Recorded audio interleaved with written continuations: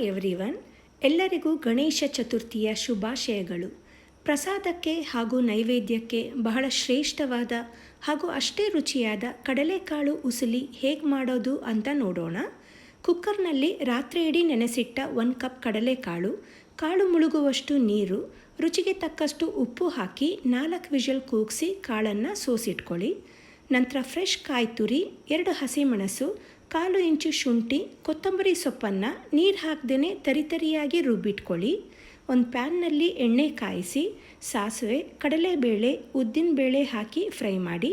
ಚಿಟಿಕೆ ಇಂಗು, ಬ್ಯಾಡಗಿ ಮೆಣಸು, ಕರಿಬೇವು ಹಾಕಿ ಫ್ರೈ ಮಾಡಿಕೊಂಡು ಬೇಯಿಸಿದ ಕಡಲೆಕಾಳು ಹಾಕಿ ಒಗ್ಗರಣೆ ಜೊತೆ ಚೆನ್ನಾಗಿ ಹೊಂದ್ಕೊಳ್ಳೋ ಹಾಗೆ ಮಿಕ್ಸ್ ಮಾಡಿ ಸ್ವಲ್ಪ ಉಪ್ಪು, ರುಬ್ಬಿಟ್ಕೊಂಡ ಮಿಶ್ರಣ, ನಿಂಬೆ ರಸ ಹಾಕಿ 2 ನಿಮಿಷ ಬೇಯಿಸ್ಕೊಂಡ್ರೆ ಗಣೇಶನಿಗೆ ಶ್ರೇಷ್ಠವಾದ ನೈವೇದ್ಯ ಕಡಲೆಕಾಳು ಉಸುಲಿ ರೆಡಿ.